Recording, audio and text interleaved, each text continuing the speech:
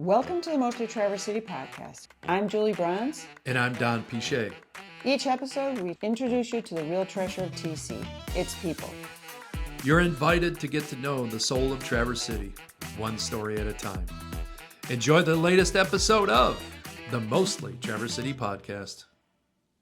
Hey, so welcome to the Mostly Traverse City podcast, and I'm here with a friend of mine, a guy I've got to know the last few years, Scott Strouse. We're here at the Traverse City Curling Club. Scott, welcome to the Mostly Traverse City podcast. I'm glad to have you here. Glad to be here. So, well, let's just start out with the question I ask everybody. What's your connection to Traverse City? You know, it's interesting. It was probably 2013, 2014. We had a place in Siesta Key, Florida.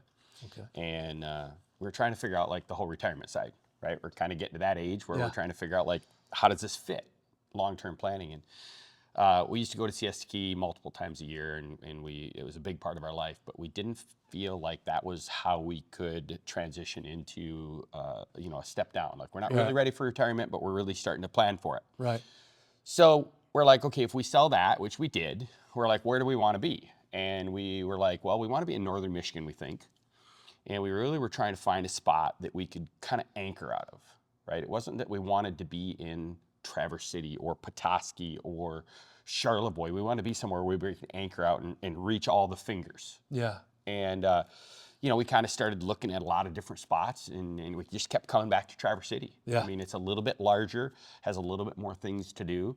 Yeah, ever And, since 2014, it's got right, it's got a little bit. bonkers, Yeah. And of course, curling is kind of a big passion of Yeah, my and life. And so that kind of was the linchpin of like, you had a club up here. It was arena, right? You didn't have it at the time. So we decided in 2016, we bought a place downtown, and kind of just started coming up, and the proverbial trunk slammer on the weekend. Yeah. And we were coming up on weekends, and we did that until 21. Yeah. And that's about when we were starting to kind of get it together here in this facility. No, was that right? It was, because ultimately that was the linchpin to get you to go. To get me to move here permanently, because curling's curling's a huge part of my life. So you have a couple kids that are like, I don't know what you have, nationally ranked or Olympic hopefuls and national championship participants, and it's always a treat when they show up here at the Traverse City Curling Club, because wow, look at what you could be if you were really good. So yeah, I know it's fun. I mean, the kids are still playing competitive, and it's just one of the pure joys of my life is to get to travel all over the world to watch them compete at that level. That's super cool. So now you are the president of the Traverse City Curling Club. I am, recently. And really kind of taken over. What do you do in like real life, Scott? Yeah, Because you can't make a living playing curling. No, you can't make a living curling, and you can't make a living running a curling club either. Yeah, okay, all right. The neat thing about this club is it's 100% volunteer club, right? You volunteer all the time, and we appreciate that. And even as the president and the treasurer and the secretary and our head of rentals, everybody's volunteer here, which goes to a testament of having a club run by a community. That's what it's all about, right? It really is. But in my real job, so I do mortgages for a living. Ah, okay. So residential home mortgages. Yeah. And I work for a company called Citywide Home Loans, and it's a national company, and we're very big. Yeah, and so like the technology changes in the last, since 2014, let's say, it's allowed you to be kind of anywhere too. It really in the has. old days, not that long ago, you had to be like physically standing there. No, like, for sure. I still do. Here's the pen. I still do most of my business downstate. Yeah. Technology has allowed me to do that. Yeah. Most customers don't want to meet face to face. I still drive down about once a week. Yeah. To go to my office and do whatever needs to be done in person. Yeah. But technology has just been great, and it really allowed us to make a move and still retain a career. Yeah. Yeah. Oh, that's awesome. That's awesome. So you've been here for a few years. Yeah. And kind of planted your hiney here on a permanent level. What have you found that you love the most? Like, I didn't know this about Traverse City, but I really love this about this community. For me, it's the water, right? Yeah. I mean, I have a boat. And, it's down at Clinch. We did Bowers Harbor this year. I think we're going to go to Bowers Harbor next year as well, and do a seasonal slip there. But I love the water. Yeah. And on a Saturday afternoon, out on the boat all day long, grilling and having friends. I mean, it just doesn't get much better than that. I mean, you top that off with I like wine, right? You do? I do. I do. Right. I never would have guessed. So, the wineries are a Yeah. neat deal. But ultimately, it all came back to anchoring out of northern Michigan, Yeah. and running up to Petoskey or running over to Charlevoix or anywhere that you can get to. I mean, Crystal Mountain to go snow skiing is only, 35 minutes away. So it just gives us a lot of opportunity to get to a lot of neat places. And you have, in a relatively short period of time, 3 or 4 years here, kind of plugged in and gotten all in. So, Scott, if someone were new to Traverse City, if they said, I've had it, we're coming up there, we'll figure it out, how would you suggest someone kind of get engaged in the culture, in the community of Traverse City? It's one thing to live here. It's another thing to be connected in community. I mean, the first thing is find what you're passionate about and plug in. The nice thing about Traverse City is there are so many passion projects in this town, and we're one of them. And like you want to join a community of 300 plus adults that enjoy recreation and community. Traverse City Current Club, right? It's inexpensive. Yeah, it's a great opportunity to kind of grow with people. And I've learned too that it's less about how good you are at curling, or even if you could do it very well, and more about the people that I get to hang out with. Oh, for sure. Yeah. I mean, look, there's a couple things we did. I mean, we had a connection here at the club, and I was welcomed with open arms, and that was just a wonderful, and I think that's just a testament not only to the Traverse City Curling Club, but our sport in general. Right. I mean, I've been to clubs all over the country and all over the world, and the generosity and the welcoming and the family atmosphere, it's everywhere. It's a sport thing, not just a Traverse City Curling Club thing. Right. But in addition to that, we got up here and we didn't know anybody. And so we joined a club called the Newcomers, Newcomers Club. And they have weekly and monthly activities as groups. And we did that for like a year or two. And that was really great. It got us the opportunity to meet some folks. Yeah, and, all different kinds of people. I would imagine, it's great. Basically all the people there are people that are newly resided to Traverse City, and they just want to meet people. They're in the same boat. Same exact situation. Yeah. Well, that's pretty cool. So I don't think that's something that anybody's mentioned yet so far in the podcast, 30 or 40 of these things that we've done. The Newcomers Club. So if I can find it, they've got to have a website somewhere. Oh, for sure. Okay. Yeah, so absolutely. I'm going to, in the show notes, check it out. Scott suggests you check out the Newcomers Club, and we'll put that in there. So I've watched you for the last couple of years in this space, outside of this space, at work in our community and in our city. And I think I can identify some superpowers that you possess. But Scott, if I were to ask you, like, what is your superpower? What would you say it is? Well, first and foremost, I'd say I probably don't have one. Well, first and foremost, you'd be wrong again. but I think really what you have to do is find something that you're passionate about, and invest in it, emotionally, physically with your time, and financially as well. I mean, we find things that we love to do, and we try to support them the best way we can. And I think that's what we're all trying to do, is find some self-worth and find some satisfaction in giving back. I'll give you my 2 cents on your superpower. And I think Scott Strouse is a human capital MacGyver. Remember that show, MacGyver? Oh, yeah. MacGyver just kind of figured out a way to make stuff happen. You know what I mean? Yeah. And he never knew at the beginning. He never knew how it was going to work out. And I said, Scott, I've watched you, and you're not afraid to jump into an environment. I don't really know how this is going to work out, but we'll figure it out with people. Not necessarily with parts, although I remember all these damn TVs up here in this thing, and nobody knew how to do it. And he was like, well, I'll figure it out, and that's a whole nother story. But I think you're a human capital MacGyver, which is not a bad thing. No, I think, look, a mentor of mine by the name of Wayne Crosby, who was the Remax of Midland broker owner, he and I went to lunch one day, and we were talking about, like, advice, right? Yeah. Life, big picture stuff. And one of the things that he said to me really stuck with me, and that was, make decisions fast. You're going to make some wrong ones. When you make a wrong one, Just fix it. Fix it fast. Yeah, right. But we get stuck in these circles of not making decisions. Yeah. And we know, and we're trying to not make a mistake. Right. And so what I did a long time ago is just commit to embracing the mistake and fixing it as fast as you can. What did I learn? Yeah. So I don't do it again. Yeah, you know what? And I think too, and this is just kind of observationally, I think since the pandemic, the level of that, I'm not sure, I don't know what to do, has kind of elevated a little bit in our culture, a little bit less, going after. I mean, I think we're on the move again, but I think there was a while there where everyone just kind of standing around waiting. I'll wait for somebody else to do something, Well, human nature, you don't want to make a mistake. For sure. Yeah. And as human beings, sometimes we don't want to make the decision. Right. Yeah. And that's a learned response is to make a decision fast. And again, just fix it when it goes wrong. Well, one thing's for sure, like if you don't make a decision, you will absolutely contract.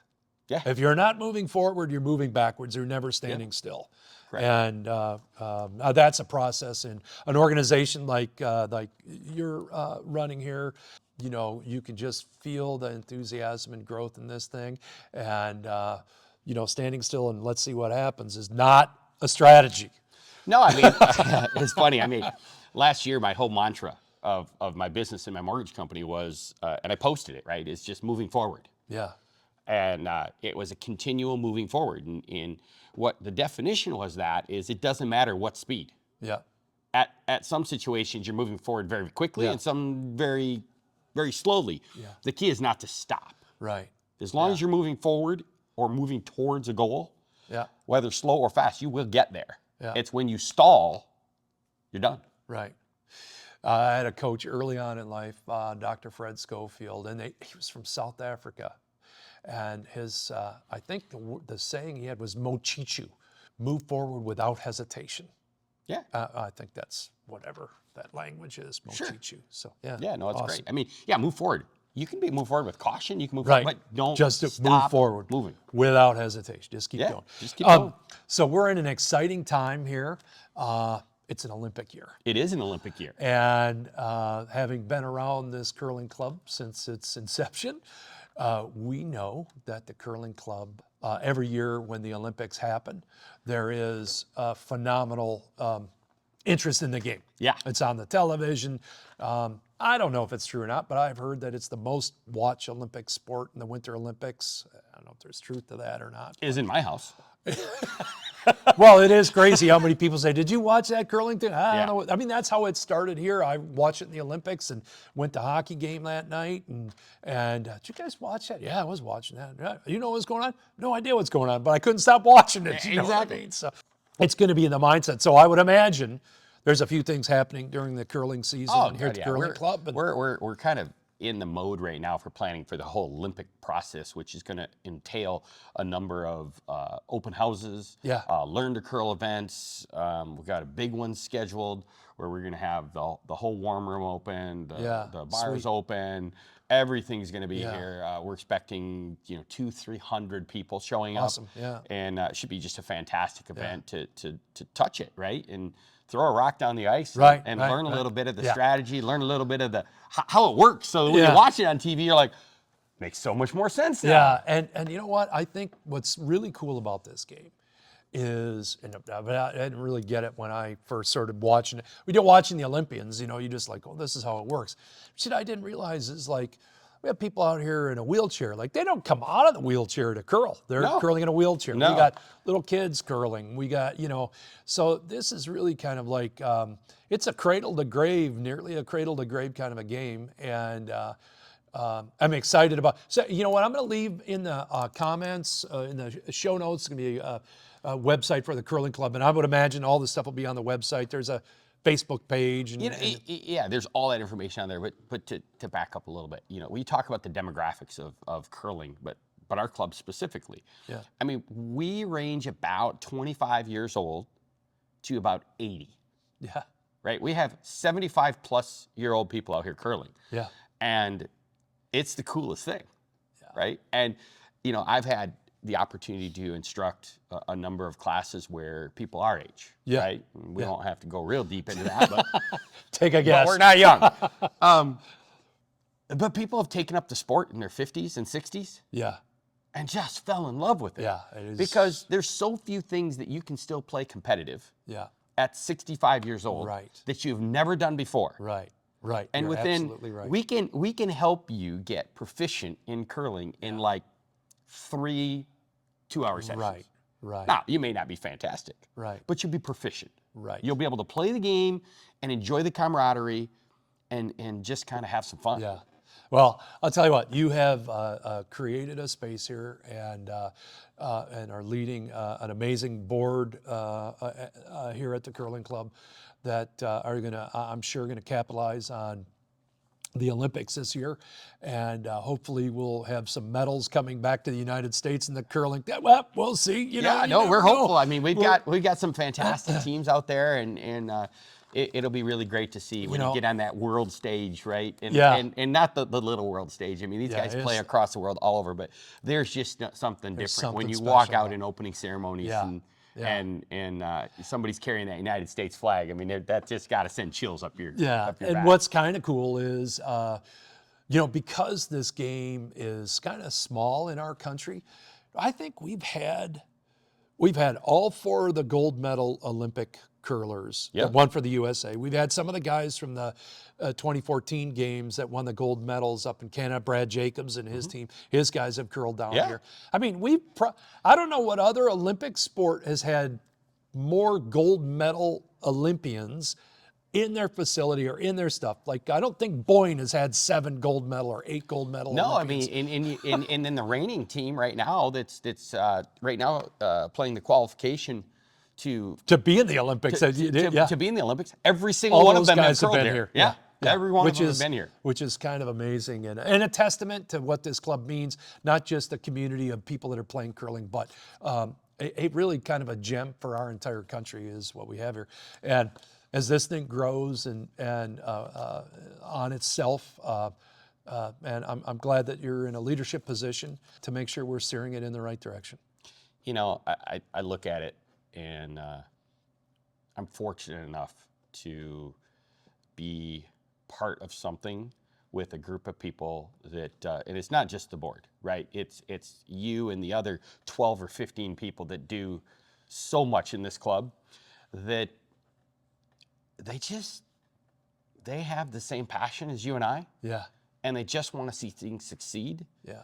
And I couldn't be more proud to watch them, and I feel it's a privilege to be part of it. Yeah, well, we can feel that. I can feel that, and I know when people get behind something and they do it for a passion, with purpose, good things happen, and everybody wins. And you're doing that for our community. So, Scott, we're gonna wrap it up here from the Traverse City Curling Club. Anything you want to add, or anything that you want to share with people? No, I mean, look, Traverse City is an incredible town.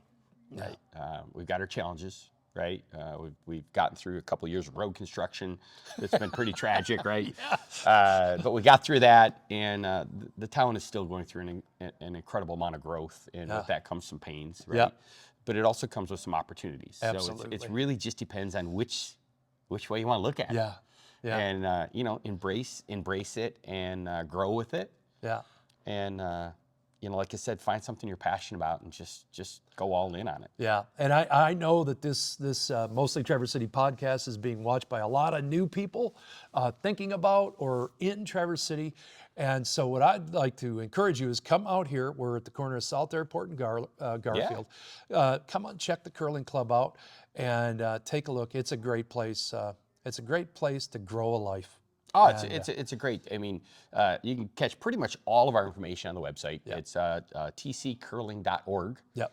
We are an organization, so but there's so much information out there, and we would love to have them out and visit and hang out and you become friends, because that's what we are here. Well, we're glad to have you as part of the Traverse City community. Scott, thanks My pleasure. for your leadership, for your stepping up, and for your passion.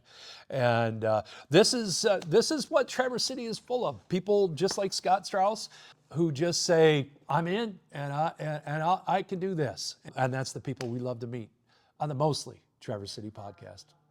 Thanks for tuning in to the Mostly Traverse City podcast. Until next time, stay curious, stay connected, and keep living your own kind of magic.